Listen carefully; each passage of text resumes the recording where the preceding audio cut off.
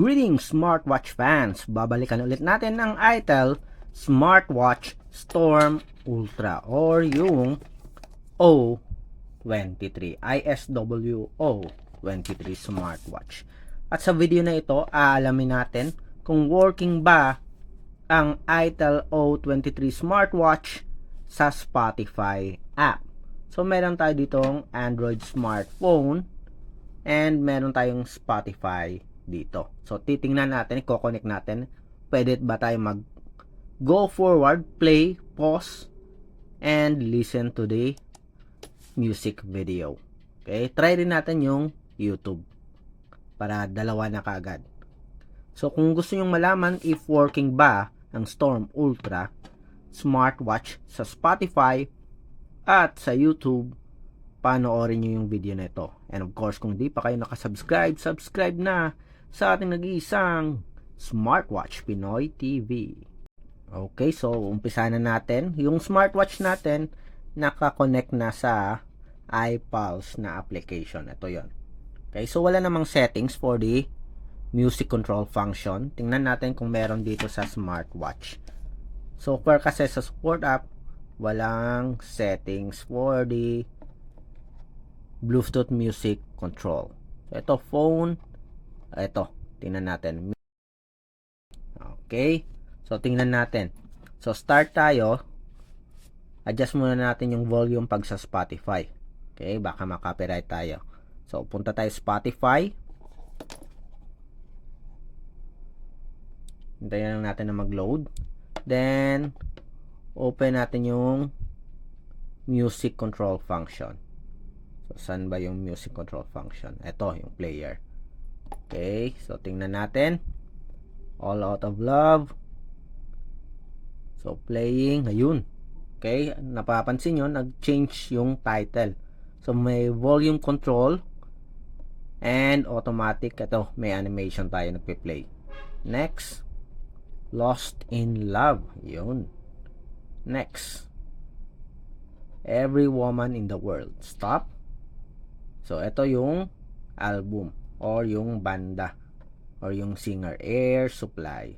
So may title tayo dito, then pag next mo, automatic mag-change siya sa song na napili mo. Okay, so may volume adjustment. Nakamute tayo ngayon. Stop. Go to the next song. Go to the next song. Stop. Play. Yun. So yung sound ay nanggagaling sa smartwatch at hindi dito sa speaker ng phone. Okay? Next. Next. Stop. So maliwanag, napapansin nyo, working yung ITEL Storm Ultra natin sa Spotify. So smooth yung connection. May title tayo dito. May volume adjustment. Pause and play. Stop natin. So after ng Spotify, so try naman natin yung YouTube application. So open natin yung YouTube video. Check natin. Then punta tayo dito sa Bluetooth music control. Select natin yung player. Then ayun na. Okay. So adjust natin yung volume. From around the world. Now, dim the lights. Maybe turn on a fan for that Next. soft background hum. And let's see. Ayan. Next.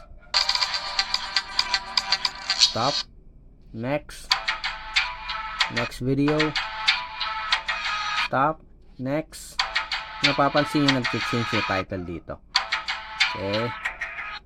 Select tayo ng ibang video dito.